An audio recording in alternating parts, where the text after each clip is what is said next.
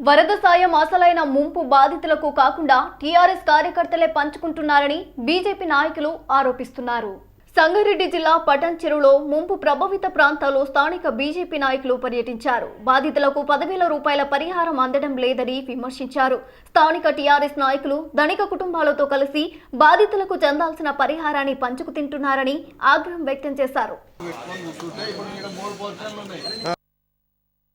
వారం నుంచి జిహెచ్ఎంసీ పరిధిలో ఉన్న వరద బాధితులందరికీ 10,000 చొప్పున మన గవర్నమెంట్ సెంట్రల్ గవర్నమెంట్ నుంచి ఒక 75% దీంట్లో మన సహకరిస్తున్నది మన స్టేట్ గవర్నమెంట్కి.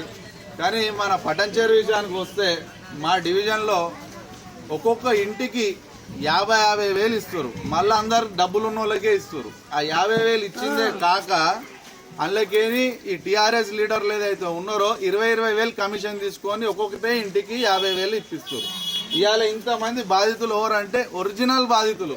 మొన్న వరదలకి ఇంట్లో నీళ్లు నిండిపోయినాయి, వాళ్ళ ఇంట్లోకి నీళ్ళు వెళ్ళిపోయినాయి, సామాన్ ఖరాబ్, గోడలు కూలిపోయినాయి.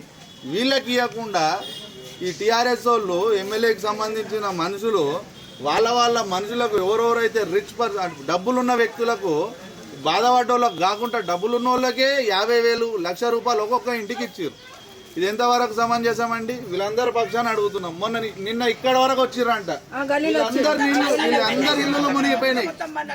వీళ్ళందరి ఇల్లులు మునిగిపోయినాయి. వీళ్ళకి 1 రూపాయి రాలే. ఇల్లులు మునగని వాళ్ళకు, సెకండ్ ఫ్లోర్ థర్డ్ ఫ్లోర్ లో ఉన్న వాళ్ళకు, అసలు బాధపడని వాళ్ళకు, అసలు ఏ ఇబ్బంది కాని వాళ్ళకు లక్షల రూపాయలు వీళ్ళు ఫండ్స్ మిస్యూజ్ చేశారు.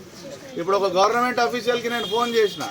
ఆ ఫోన్ చేస్తే ఏమంటాడు, ఏం చేయాలి సార్ వీళ్ళు ఇట్లా ఇబ్బంది పెడుతున్నారు, అసలు బీదోళ్ళకు పంచడానికి స్కీమ్ వస్తే మొత్తం ఉన్నోళ్ళే దోచుకుంటారు సార్, ఏం చేయలేని పరిస్థితి అయిపోయిందని అంటారు. వాళ్ళ పేరు చెప్తే వాళ్ళకి ఇబ్బంది అవుతుందని వాళ్ళ పేరు చెప్తలేను, అంతేగాని గవర్నమెంట్ ఆఫీసర్స్ కూడా బాధపడుతున్నారు ఈ టీఆర్ఎస్ గుండాల విద్య.